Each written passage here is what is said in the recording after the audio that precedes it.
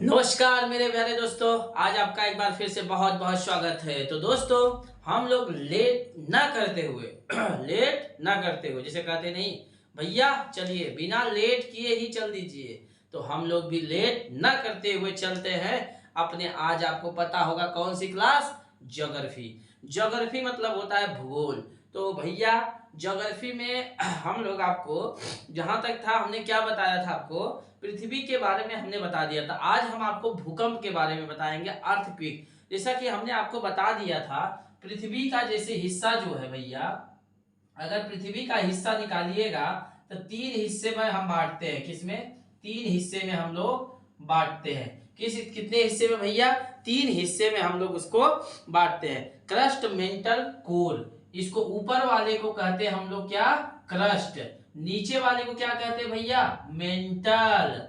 Mental पागल वाला mental मत समझिएगा, समझिए मेंटल। इसको क्या बोलते हैं भैया? कोर। ये तीन चीज तो आपका कंफर्मेशन है ही, एकदम गारंटी है कि नहीं? एकदम आपको मतलब समझ में आना ही चाहिए। समझ में आया भैया? Crust, mental, core. अब इसमें हम परसेंट देखते हैं भैया। ये भैया है हमारे कितने? 1%। इनको दे दिया है 83%, और ये दिया है 83, 184 मतलब 16% भैया। जो हमारी पृथ्वी है, ये महासागर जो हुए, क्या भैया? महासागर हुए, महाद्वीप हुए, ये सब इन्हीं पे है। किस पे है भैया? क्रस्ट में। आप समझ रहे हैं? पृथ्वी का जो सिर्फ 1% पे ही महासागर, महाद्वीप, पूरे देश जितने भी हैं सब इसी पे है। समझ में आया भैया? तो प्लेट विवर्तनिक सिद्धांत ये समझ में आया कि नहीं? ये अब आपसे हम पूछ रहे हैं अर्ध तरल कितने परसेंट? अर्ध तरल तो 83% क्या है भैया? अर्ध तरल है। किस अवस्था में भैया? अर्ध तरल। अर्ध तरल मतलब क्या हुआ? आधा तरल अवस्था, आधा। भैया जैसे देखिए, आप साबूदाना बनाते हैं, साबूदाना अर्ध तरल है। गोंद से इस्तेमाल करते हैं, उसको अर्ध तरल बनाते हैं। जैसे लोहे को एकदम पिघला दीजिए, उसी को हम लोग बोलेंगे अर्ध तरल। डामर होता है ना, जिससे रोड बनती है, उसको भी हम लोग क्या बोलेंगे? अर्ध तरल। अर्ध तरल मतलब होता है आधा तरल आधा ठोस। समझ में आया? लहर कहते नहीं? समझ में आया भैया? तो अब बताइए, हमारा मेंटल जो है वो किस अवस्था में है? अर्ध तरल के अवस्था में। समझ में आया भैया? अर्ध तरल की अवस्था में है। कोर, कोर कितना है? कोर में समझिए 6000 डिग्री तापमान है। कितना भैया? 6000 डिग्री सेंटीग्रेड तापमान है कोर में। अब ध्यान दीजिएगा भैया, प्लेट विवर्तनिक सिद्धांत हैरी हेस ने दिया था। प्लेट विवर्तनिक सिद्धांत क्या होता था? मैंने पिछली क्लास में आपको बताया अभी।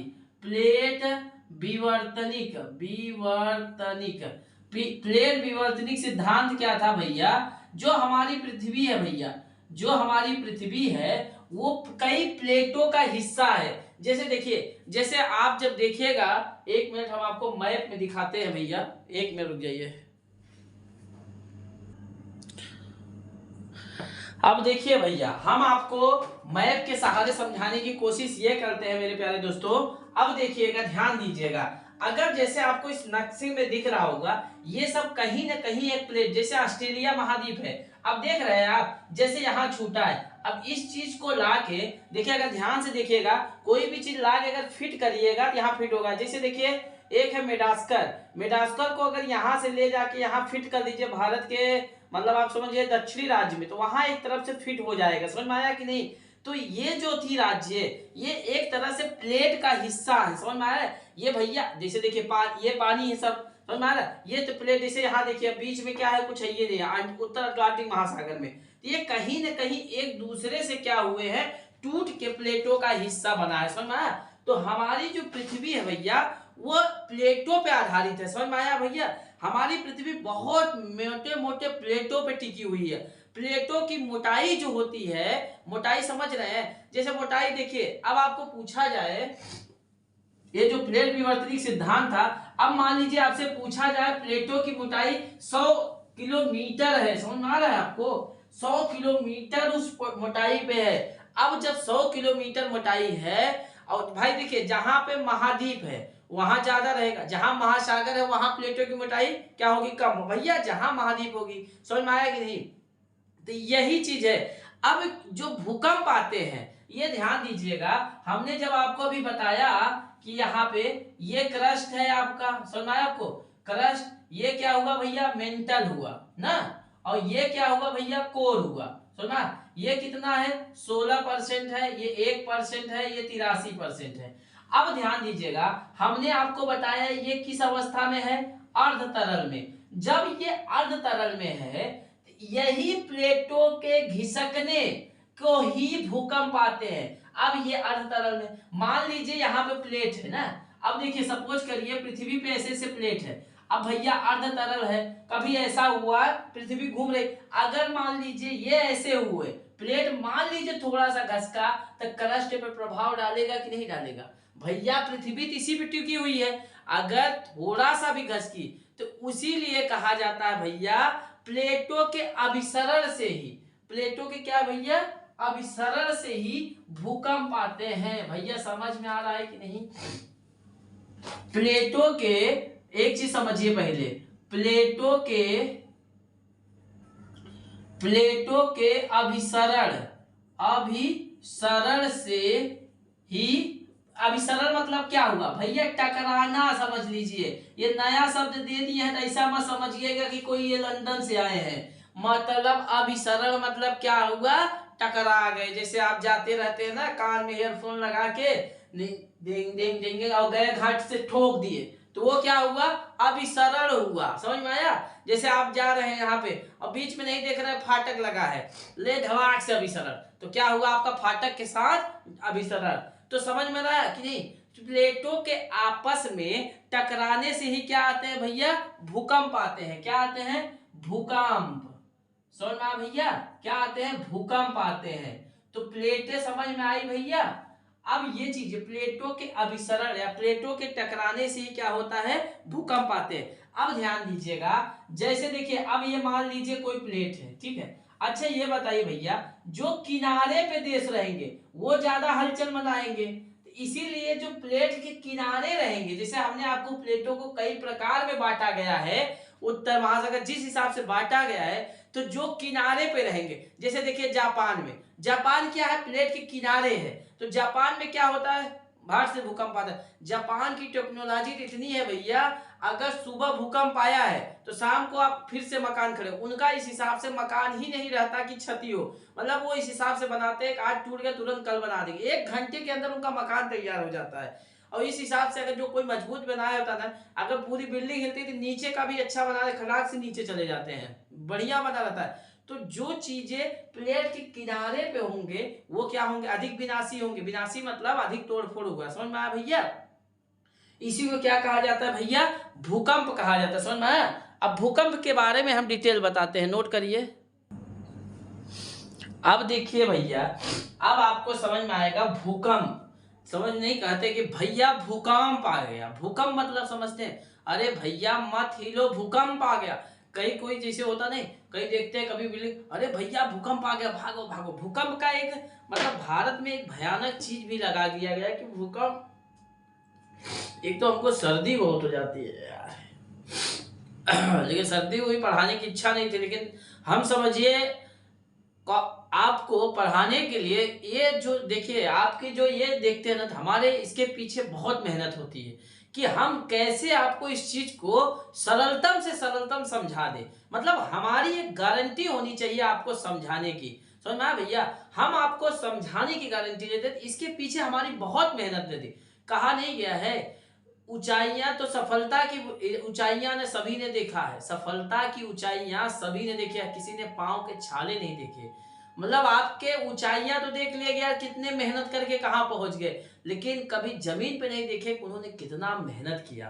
तो दोस्तों आपके पीछे हम लोग की बहुत मेहनत होती है, हम ये सोचते हैं कि आपको कौन से तरीके से अच्छा समझ में आया। और एक चीज ये भी जान लीजिए दोस्तों, हमारा कोई कमाने का उद्देश्य नहीं, हम आपको फ्री ऑफ कास्ट, हमने कोई भी आपको पढ़ने के लिए कोई भी पैसा नहीं देना पड़ेगा, आप YouTube चैनल पे फ्री ऑफ कास्ट आप पढ़ सकते हैं मेरे प्यारे दोस्तों। बस हमारा उद्देश्य यही है कि आप पढ़े, जग पढ़े, हमारा भारत पढ़े, और आप जहां से भी हैं, हम बोले ना आपको कि हमारे जो प्यारे दोस्तों जितने भी पढ़ रहे हैं, आपको जो हम समझ रहे हैं ना, जिस चीज से हमने फेस सिचुएशन किया उस चीज से आपको नहीं, आप भी कहा नहीं कि आप भी उस ऊंचाइयों को देखना है जो लक्ष्य पे हमने सोचा भी नहीं है जाने के लिए, आपको वहां जाना है और उस ऊंचाई को हासिल करके अपने को दिखाना है।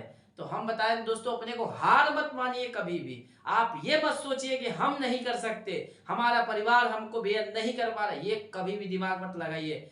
अरे आप क्यों दिमाग लगा रहे हैं? आपकी जो मेहनत होगी वो रंग लाएगी। उनको घूमने दीजिए, कई लोग एसी से घूमते हैं, 4 चक्का घूमते हैं, उनके स्कूल छोड़ने के लिए गाड़ी है, बाइक है, आईफोन है। अरे मत लीजिए आईफोन दोस्तों, बस अपना मेहनत करिए, उनके बदौलत नहीं, किसी के मेहनत पे, किसी के पैसे पर तो चलिए। जिस दिन अपना पैसा, अपना दिमाग, अपना घमंड पे वो करिए दोस्तों, किसी का दिमाग कमजोर नहीं होता है। अब ध्यान दीजिएगा, भूपर्पट्टी के अचानक दोलन या कंपन को ही भूकंप कहा जाता है। समझ में आया भैया क्या होता है भूकंप? भूपर्पट्टी, भूपर्पट्टी समझ रहे हैं आप? भूपर्पट्टी क्या होता है? भूपर्पट्टी, भूपर्पट्टी पर अचानक, भूपर्पट्टी पर अचानक क्या होता है? भूपर्पट्टी क्रस्ट को ही, समझ रहे हैं नहीं? अचानक दोलन या कंपन को, दोलन या कंपन दोलन या कंपन को ही भूकंप कहते हैं। समझ में आ भैया? भूकंप कहते हैं, भूकंप कहते हैं दोलन या कंपन को। भूपट्टी मतलब क्रस्ट पे अचानक दोलन, अचानक मतलब समझ रहे हैं? जैसे हम ये खड़े हैं, देखिए हम खड़े हैं, ये देखिए यस, ये हुआ अचानक दोलन कंपन, तो दोलन फिर कंपन, देखिए ये कंपन, तो इसी को ही क्या कहा जाता है? भूकंप। अब हम थोड़ी भूकंप लाए कि हमको सोचिए कि हम ही भूकंप ला दिए, वो मतलब पृथ्वी पे आएगी भैया, नीचे आएगी जब हिलेगा पूरा ऐसा, समझ रहे हैं आप? तो वो भूकंप उसी को कहा जाता है। तो भूकंप की परिभाषा, भूपर्पट्टी पर दोलन या कंपन को ही भूकंप कहते हैं, इंग्लिश में अर्थक्वेक कहते हैं। चीजें समझ में आई भैया? अब ध्यान दीजिएगा, एक चीज समझिए भैया, देखिए भूपर्पट्टी में क्या होता है भैया, अब एक चीज समझिए यहाँ पे, जहां से भूकंप तरंगे भैया पृथ्वी के अंदर निकलती है, सुना? तो जहां से भूकंप तरंगे निकलती हैं उन्हीं को क्या कहा जाता है? मूल। सुना? इसी को कहा जाता है मूल। मूल मतलब फोकस, FOCUS। समझ में आया कि नहीं भैया? जहां से भूकंप तरंगे निकलती हैं, जैसे आप देखिए, एक आप वो वाला देखे हैं पटाखा, जिसे क्या बोलते हैं उसे? घरिया बोलते हैं, जो ऐसा मतलब मिट्टी के टाइप छोटा सा रहता है, दिवाली में आप जलाते हैं तो पूरा फुहारा निकलता है, फुहारा मतलब आग का फुहारा, बढ़िया लगता है। तो उसी को जैसे आप देखिए शादी विवाह में भी देखिए, जो जाके ऊपर नहीं फैलता है, तो जहां नीचे से, जहां से निकलता है, आप समझ जाइए भूकंप, जहां से नीचे से जो निकलता है पटाखा ना भैया, इतना बड़ा बॉक्स रहता है, अरे भैया इतना बड़ा बॉक्स रहता है ना, उसी में ऐसा खाना बना रहता है कि नहीं? ऐसा देखे हैं कि नहीं? ऐसा बना रहता है ना भैया, ऐसा बना रहता है, ऐसा ऐसा ऐसा ऐसा ऐसा सब, मतलब एक दूसरे से ऐसे कनेक्ट रहते हैं ना, एक में साथ 30-35 जितना भी। अब यहां से जब वो मतलब मान लीजिए आप धरा दिए, ये धड़ाम से ऊपर जाएगा, फिर वहां से ऐसे ऐसे ऐसा ऐसा करेगा ना, फिर ये दूसरा जाएगा। तो जहां से ये निकलता है उसी को मूल कहा जाता है। क्या कहा जाएगा भैया? मूल। तो मूल या फोकस, इंग्लिश में कहिएगा तो उसको क्या कहते हैं भैया? फोकस। समझ में आया भैया? तो जहां से ये निकलता है उसी को क्या कहा जाता है? मूल या फोकस। समझ में आया? पृथ्वी के अंदर जिस स्थान से भूकंप प्रारंभ होता है, पृथ्वी के अंदर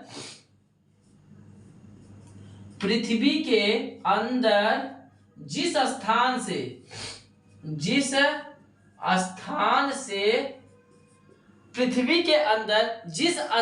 से भूकंपी तरंगे, समझ में आ रहा है? जिस स्थान से भूकंप प्रारंभ होता है, जिस स्थान से भूकंप